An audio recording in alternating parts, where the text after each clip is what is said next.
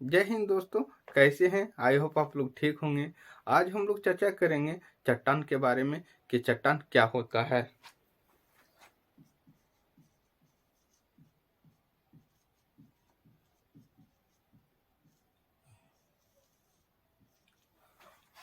आज हम लोगों का ये क्लास चट्टान के बारे में विस्तृत रूप से चर्चा करेंगे कि चट्टान क्या होता है, चट्टान कितने प्रकार के होते हैं और चट्टान के क्या क्या प्रोसेस है और कितने वर्गों में ये विभाजित है। ये सारे चीजों का आज हम लोग देखेंगे कि चट्टान के बारे में विस्तृत रूप से चर्चा भी करेंगे और जानेंगे भी। हम लोग चट्टान होता है क्या, इसके बारे में सबसे पहले हम लोगों को जानना अति आवश्यक है कि चट्टान होता है क्या। एक हम आप लोगों को शब्द लिखवाना चाहता हूं, उसको आप लोग थोड़ा ध्यान में रखिएगा। जब भी हम भू का उल्लेख करें तो आप लोग हमेशा समझ जाइएगा कि भू अर्थात जमीन, धरती, जमीन या तो धरती। भू का अर्थ जमीन या तो धरती ही होता है। जब भी हम भू का उल्लेख करें तो आप लोग निसंकोच समझ जाइएगा कि पृथ्वी के धरती के बारे में ही चर्चा कर रहे हैं। हम लोग जानेंगे कि ये जो चट्टान है, चट्टान कहता है किसको, चट्टान का परिभाषा क्या है, इसको सबसे पहले हम लोग जानते हैं। तो चट्टान का परिभाषा आप ऐसे दे सकते हैं कि भूपटल यानी जमीन पर उपस्थित वो सारे कठोर और मुलायम पदार्थ जो धातु नहीं है, धातु को छोड़कर जितने भी धरती पर उपस्थित कठोर और मुलायम पदार्थ है, वो सारे का सारा चट्टान है। अब आप लोगों के जहन में एक सवाल आता होगा कि हम लोग तो पत्थर को देखकर डिसाइड कर लेते हैं कि ये चट्टान है, बड़ा बड़ा पहाड़ का या तो शिला को देखकर हम लोग पहचान जाते हैं कि ये सब चट्टान है। क्या जो मिट्टी है वो भी चट्टान है? हाँ, ये जो मिट्टी है वो भी चट्टान है। ये चट्टानों का परिवर्तित रूप है। ये मिट्टी तैयार होने में काफी समय लगता है, उसके बाद मिट्टी का निर्माण होता है। चट्टानों का अपरदन के द्वारा ही मिट्टी का निर्माण होता है, इसलिए मिट्टी भी चट्टान के अंतर्गत ही आता है। तो आप लोग जान चुके हैं कि भूपटल पर उपस्थित वो सारे कठोर और मुलायम पदार्थ जो धातु नहीं है, वो सारे का सारा चट्टान है। अब हम लोग जानेंगे कि ये जो भूपटल है, क्रस्ट है, क्रस्ट में कितने प्रकार के तत्व है और ये तत्वों की मात्रा कितना कितना है, ये भी जानेंगे।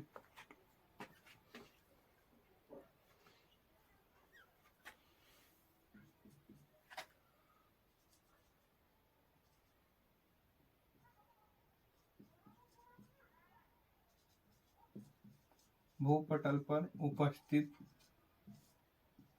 तत्व,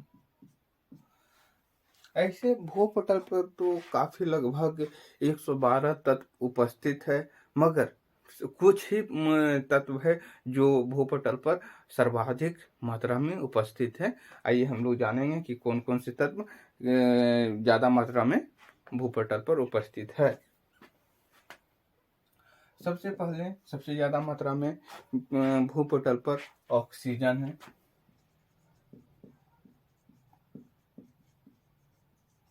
ऑक्सीजन है। आप लोगों को एग्जाम में सवाल पूछ सकता है कि भूपटल पर उपस्थित सर्वाधिक मात्रा में किस तत्व है, यानी भूपटल पर सर्वाधिक मात्रा में किस तत्व का उपस्थिति है। तो आप लोग हमेशा मारिएगा कि ऑक्सीजन की मात्रा, ऑक्सीजन एलिमेंट सबसे ज्यादा भूपटल पर उपस्थित है। दूसरा नंबर सिलिकॉन, तीसरा नंबर एल्यूमिनियम, चौथा नंबर लोहा, पांचवा नंबर कैल्शियम, छठा नंबर कैल्शियम, पोटेशियम, पोटेशियम, सातवां नंबर मैग्नीशियम,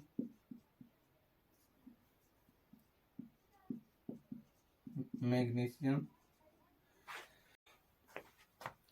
इन तत्वों की परसेंटेज में मात्रा लगभग 46% ऑक्सीजन है, 27% सिलिकॉन है, 8% अप्रोक्स एल्यूमिनियम है।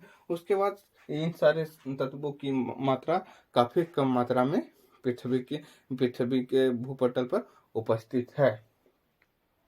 ये जो भूपटल क्रस्ट है, इसमें मैक्सिमम यही तत्वों का उपस्थिति है और सबसे ज्यादा ऑक्सीजन की उपस्थिति है। अब हम लोग देखेंगे कि ये जो चट्टान है, चट्टान कितने प्रकार के होते हैं।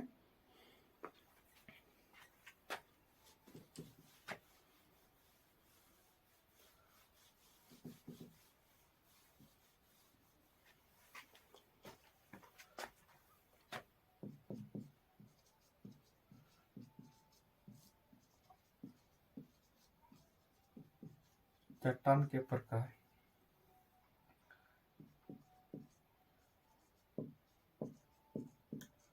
अग्नेय चट्टान होता है, दूसरा अवसादी चट्टान होता है, तीसरा रूपांतरित चट्टान होता है। पृथ्वी पर 3 मुख्य चट्टान उपस्थित हैं और पृथ्वी पर चट्टान 3 प्रकार के होते हैं, अग्नेय चट्टान, अवसादी चट्टान और रूपांतरित चट्टान। अब हम लोग देखेंगे कि अग्नेय चट्टान के बारे में जानेंगे कि अग्नेय चट्टान क्या है और अग्नेय चट्टान का परिभाषा क्या है और अग्नेय चट्टान कितने प्रकार के होते हैं। इन सारी चीजों के बारे में अभी हम लोग देखेंगे।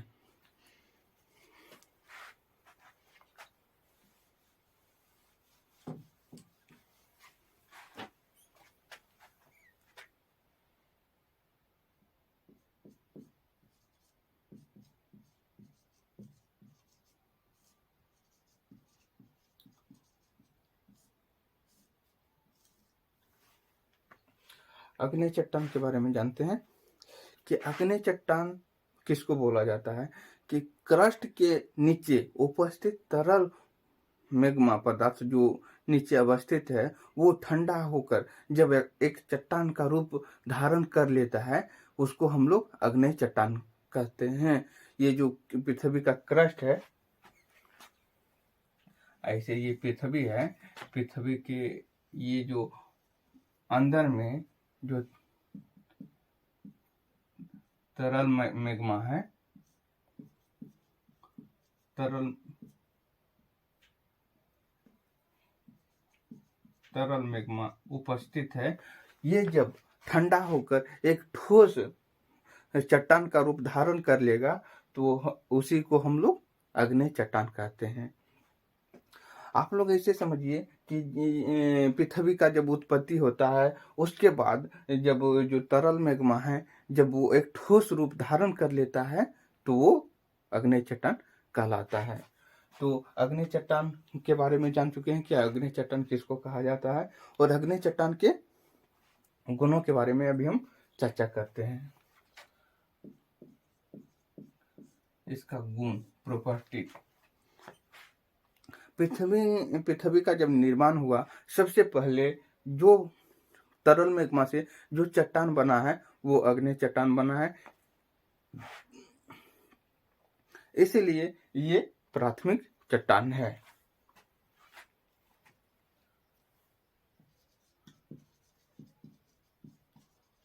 प्राथमिक चट्टान है। आप लोग गौर कीजिए कि ये चट्टान जब ठोस रूप धारण करेगा तो ये रवा के रूप में होगा, रवेदार होगा।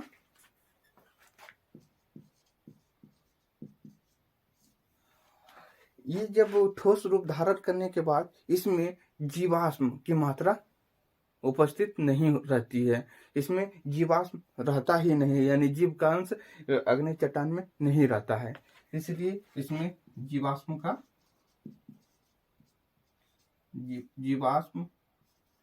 अनुपस्थित रहता है।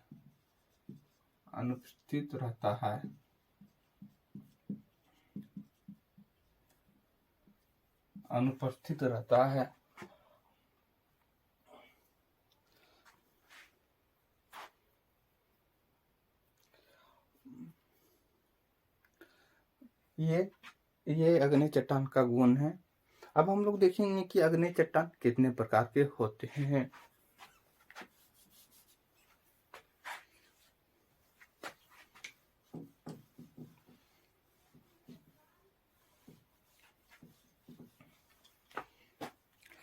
अग्नि चट्टान को सबसे पहले हम लोग 2 भागों में विभाजित करते हैं। ये अग्नि चट्टान है, इसको हम लोग 2 भागों में विभाजित करेंगे। फर्स्ट नंबर बाय अग्नि चट्टान।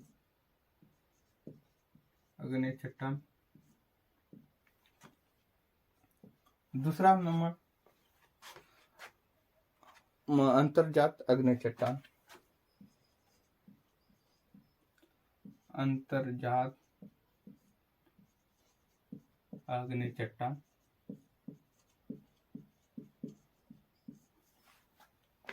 अब हम लोग ये जो अंतर्जात अग्नि चट्टान है, इसको भी हम लोग 2 भागों में विभाजित करेंगे। एक मध्यवर्ती अग्नि चट्टान, दूसरा पतालीय अग्नि चट्टान।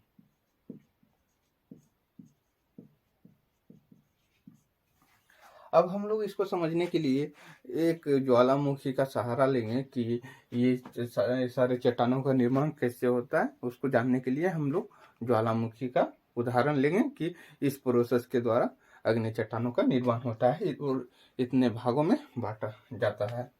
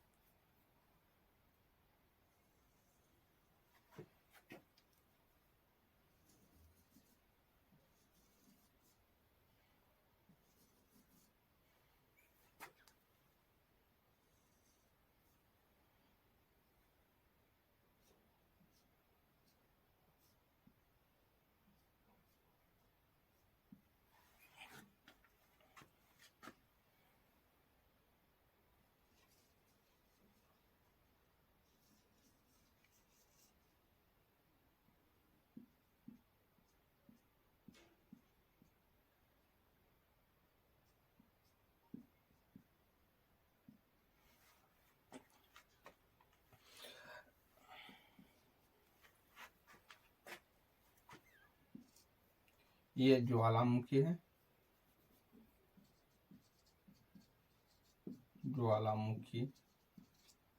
विस्फोटन हुआ है। हम लोग आगे चर्चा ज्वालामुखी के बारे में भी करेंगे, भूकंप के भी बारे में करेंगे, और जितना भी एक जनरल कंपटीशन में टॉपिक है वो सारे चीज़ों के और सारे सब्जेक्ट के हर चीज़ों के बारे में विस्तृत रूप से चर्चा करेंगे, ताकि हम लोग अच्छे से तैयारी कर सके और कोई भी एग्जाम में जीके जीएस को 100 में 100 बनाने का कोशिश करेंगे और उसमें 98% सही करके आएंगे। ये हम लोगों का एक एम रहेगा कि हम लोग इतना अचीव करेंगे। ये जो ज्वालामुखी होता है, ये पृथ्वी के जो क्रस्ट है, क्रस्ट के अंदर जो तरल मैग्मा पदार्थ है वो ये तरल मैग्मा है।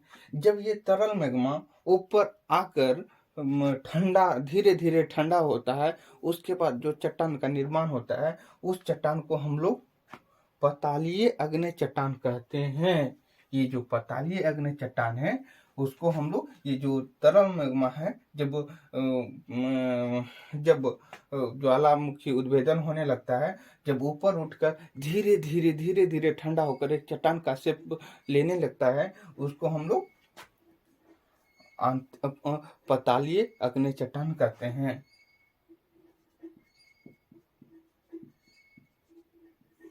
पतालीय अग्नि चट्टान कहते हैं। अब पतालीय अग्नि चट्टान का किस चट्टान को कहते हैं, अभी धरती पर क्या उस चट्टान का नाम क्या है?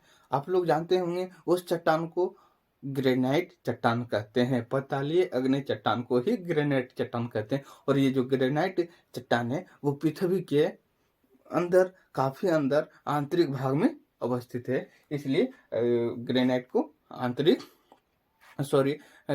को पतालीय अग्नि चट्टान कहते हैं।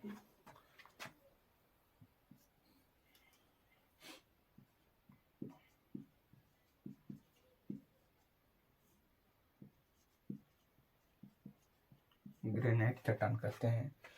जब ज्वालामुखी उद्भेदन होता है उसके बाद जो तरल मैग्मा है ऊपर उठकर विस्फोट होकर धीरे धीरे पृथ्वी के बाहर आकर जमता है। जब ऊपर उठता है और विस्फोट करने के दौरान एक सुरंग जैसा बन जाता है, और कभी कभी इधर, कभी कभी इस सब साइड में भी दरारें उपस्थित रहती है।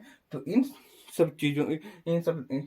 इन दरारों में भी घुस जाता है, और घुसने के बाद जब मैग्मा ठोस रूप, चट्टान का रूप धारण कर लेता है, तो उसको हम लोग मध्यवर्ती अग्नि चट्टान कहते हैं। या तो फिर इस सुरंग में उपस्थित रहता है, जब विस्फोट होने के बाद विस्फोट खत्म हो जाता है, जो दरार है, जो सुरंग में जो मैग्मा बचकर जो चट्टान का रूप धारण कर लेता है, उन सारे चट्टानों को हम लोग मध्यवर्ती अग्नि चट्टान ही कहते हैं।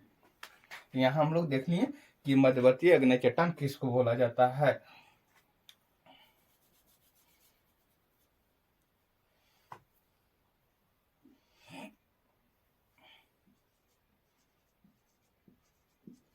मध्यवर्ती अग्नि चट्टान कहते हैं। मध्यवर्ती अग्नि चट्टान हम लोग देख लिए कि किसको बोला जाता है। जब ज्वालामुखी उद्भेदन होने के बाद जो सुरंग और दरार में जो तरल मैग्मा ठोस रूप, चट्टान का रूप धारण कर लेता है, उसको हम लोग मध्यवर्ती अग्नि चट्टान कहते हैं। अब हम लोग देखते हैं कि ये जो मध्यवर्ती अग्नि चट्टान है उसको किसको किसको बोला जाता है। तो हम यहाँ लिख देना चाहते हैं, डोलोमाइट,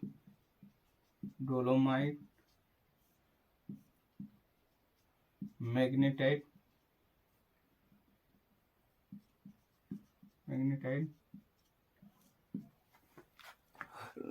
लेकोलिथ, लोपोलिथ,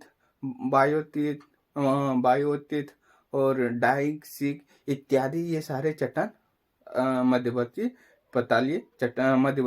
अग्नि चट्टान के अंतर्गत ही आता है। अब हम लोग देख लिए कि मध्यवर्ती अग्नि चट्टान किसको बोला जाता है। इसमें बेकोलिथ, फेकोलिथ, लोपोलिथ, डाइक्सिक इत्यादि, ये सब सारे अग्नि चट्टान के अंतर्गत ही आता है। अब हम लोग देखेंगे कि ये जो बाह्य अग्नि चट्टान है वो क्या है। जब तरल मैग्मा ज्वालामुखी उद्भेदन के द्वारा पृथ्वी पर आकर जम जाता है, उसको हम लोग बाह्य अग्नि चट्टान कहते हैं। ये यहाँ जो चट्टान निर्मित हुआ, जब ये तरल मैग्मा पृथ्वी पर आकर ठंडा होकर एक चट्टान का रूप धारण कर लेता है, तो उसको हम लोग बाह्य अग्नि चट्टान कहते हैं।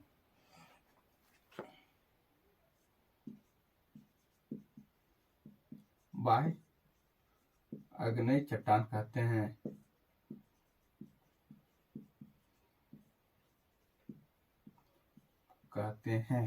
अब आप लोगों के ध्यान में एक और सवाल आता होगा कि बाह्य अग्नि चट्टान के अंतर्गत कौन चट्टान है। आप लोगों को बता देना चाहता हूं कि ये जो बाह्य अग्नि चट्टान के अंतर्गत बेसाल्ट चट्टान आता है। अग्नि चट्टान, बाह्य अग्नि चट्टान के अंतर्गत ये आता है बेसाल्ट चट्टान। यहाँ हम लिख देते हैं बेसाल्ट अग्नि चट्टान। अग्नि चट्टान या तो सिर्फ चट्टान भी आप लिख सकते हैं, बेसाल्ट चट्टान, ये बाह्य अग्नि चट्टान के अंतर्गत ही आता है। अब हम लोग तो देख चुके हैं कि अग्नि चट्टान किसको बोला जाता है और कितने प्रकार के कितने प्रकार में विभाजित है। अब हम लोग इसके आगे देखते हैं कि अवसादी चट्टान किसको बोला जाता है।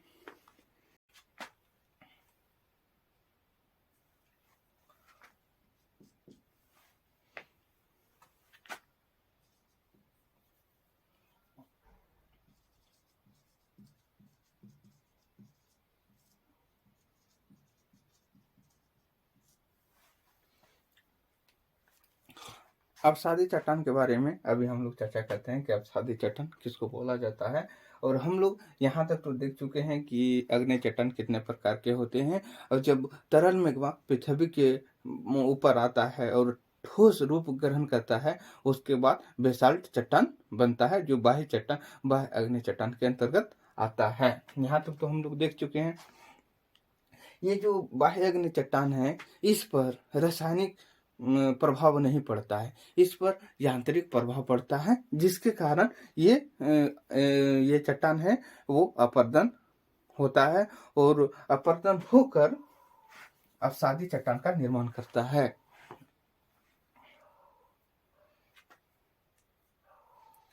ये जो बेसाल्ट चट्टान है, यहाँ हम लिख देना चाहते हैं बेसाल्ट। जब ये यांत्रिक प्रभाव ये जो चट्टान है इसके ऊपर पड़ता है, यांत्रिक प्रभाव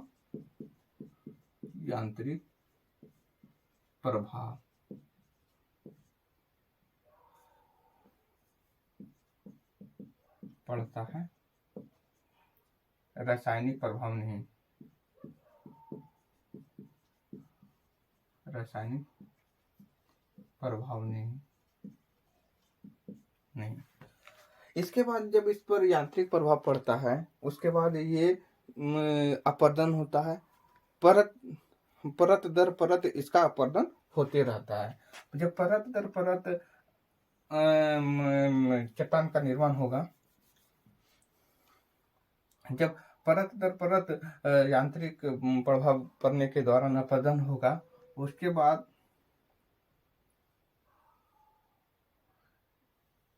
हम एक आप लोगों को ऐसे बताने के लिए ये डिजाइन स्वरूप ले रहे हैं।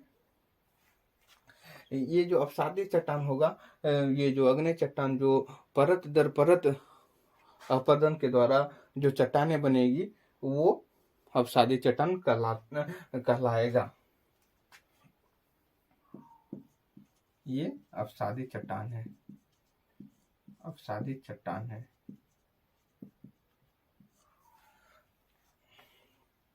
ये जो अवसादी चट्टान है, यहाँ जब रूपांतरित चट्टान रहेगी, रूपांतरित चट्टान हम ऐसे आपको अभी दर्शा रहे हैं, इस पर भी जब ये भी जब अपर्दन क्रिया के द्वारा अपर्दन ये भी जब अपर्दन होगा तो ये भी ये काफी कठोर होता है, ये भी परत दर परत ही अपघटित और अपवर्तित अपर्दन होगी। इसलिए अवसादी चट्टान का जो गुण होगा, उस ये जो अवसादी चट्टान का गुण है, ये परिवर्तित चट्टान है, ये परतदार चट्टान है। इसका जो गुण है वो परतदार होता है।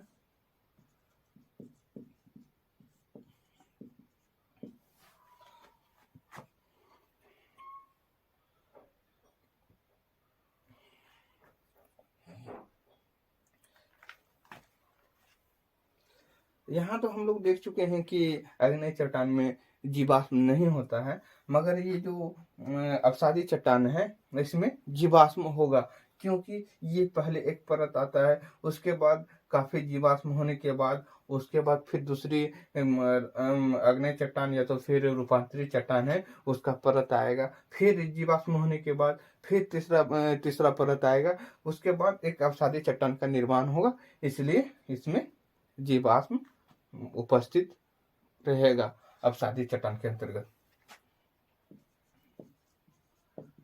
जीवाश्म उपस्थित रहेगा, ऐसे हम लिख दिए। इसके बाद हम लोग चर्चा करेंगे रूपांतरित चट्टान। रूपांतरित चट्टान के बारे में यहाँ लिख देते हैं, रूपांतरित चट्टान।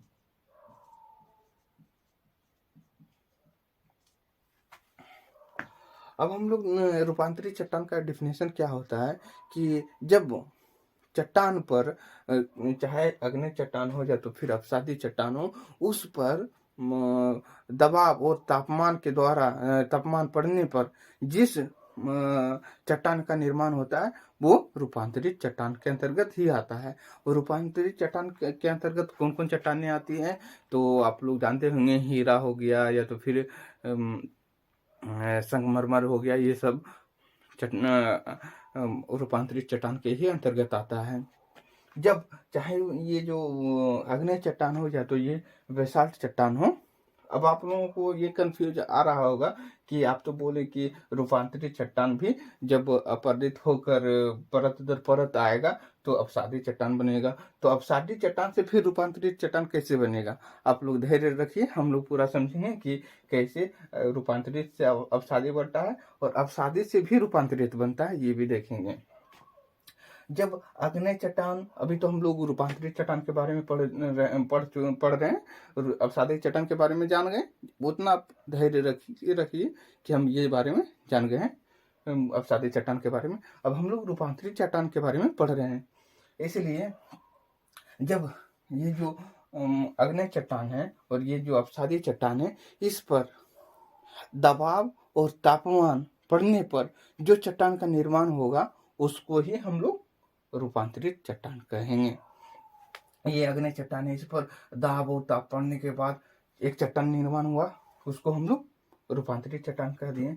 ये भी तो परत दर परत है ना, ये भी इस पर भी यानी इस पर भी जब दाब और ताप पड़ेगा तो ये भी अपना जो स्वरूप है उसमें परिवर्तन लाएगा। उसके बाद जो चट्टान का निर्माण होगा वो रूपांतरित चट्टान के अंतर्गत आएगा। यहाँ तक आप लोग समझ चुके हों कि रूपांतरित चट्टान का निर्माण कैसे होता है।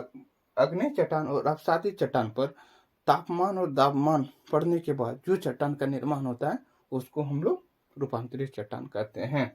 और रूपांतरित चट्टान के बारे कौन कौन है, हीरा है, संगमरमर है, ये सारे के सारे अवसादी चट्टान थी रूपांतरित चट्टान के अंतर्गत आता है। अब आप लोगों को एक और कंफ्यूजन मिटाना चाहता हूं कि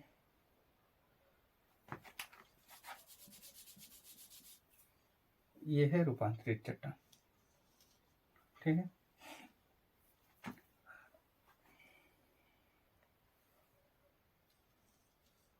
ये अग्नि, ये अवसादी, ये आंतरिक।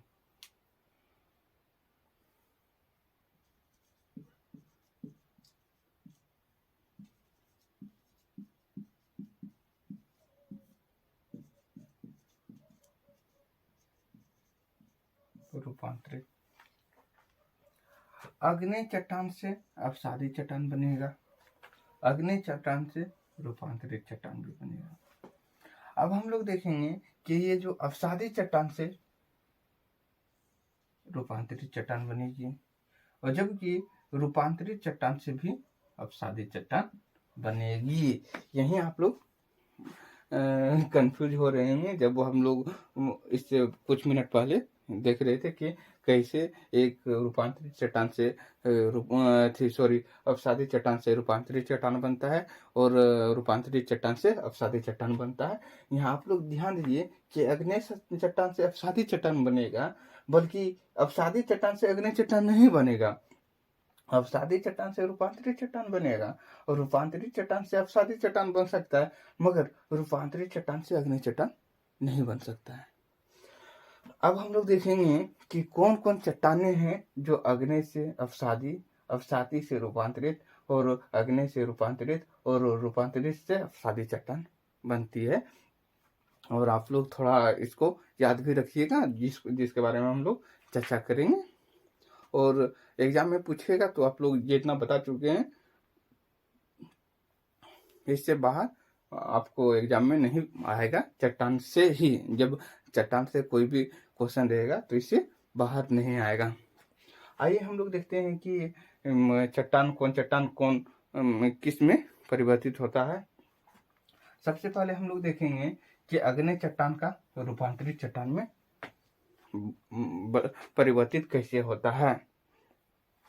यहाँ देखिए आप लोग, ये जो ग्रेनाइट है, ग्रेनाइट का जब नीस में कन्वर्ट होता है, ये ग्रेनाइट अग्नेय चट्टान है, ये रूपांतरित चट्टान में परिवर्तित होकर नीस चट्टान बनेगा। बेसाल्ट चट्टान है, ये जो बेसाल्ट चट्टान है, बेसाल्ट चट्टान परिवर्तित होकर एम्फीबोलाइट चट्टान में रूपांतरित चट्टान के एम्फीबोलाइट चट्टान में परिवर्तित होगा। ये जो बेसाल्ट चट्टान है, ये भी रूपांतरित चट्टान के शिस्ट में परिवर्तित होगा। अब हम लोग देखते हैं कि ये जो अपसादी चट्टान है, अपसादी चट्टान से रूपांतरित चट्टान में कैसे कन्वर्ट होता है और कौन कौन से चट्टानें रूपांतरित चट्टान में क्या क्या बनता है। जितना भी सेल है वो अपसादी चट्टान है, वो रूपांतरित चट्टान में वो रूपांतरित होकर सिलेट का निर्माण लेता है। रूपांतरित चट्टान में सिलेट के अंतर्गत आता है। ये जो चूना पत्थर है, ये परिवर्तित होकर रूपांतरित चट्टान में संगमरमर का रूप धारण कर लेता है। ये जो चूना पत्थर है वो रूपांतरित होकर संगमरमर का रूप धारण कर लेता है। उसके बाद ये जो बालू का पत्थर है वो परिवर्तित होकर क्वार्टजाइट में परिवर्तित हो जाता है। ये जो कॉन्ग्लोमेरेट चट्टान है वो भी परिवर्तित होकर रूपांतरित चट्टान के नीस में परिवर्तित हो जाता है। उसके बाद जो बिटुमिन्स कोयला है, बिटुमिन्स जो कोयला है वो भी कन्वर्ट होकर परिवर्तित होकर रूपांतरित चट्टान में हीरा या तो ग्रेफाइट का रूप धारण कर लेता है। उसके बाद हम लोग देखेंगे कि रूपांतरित चट्टान से रूपांतरित चट्टान के बारे में कौन रूपांतरित होता है।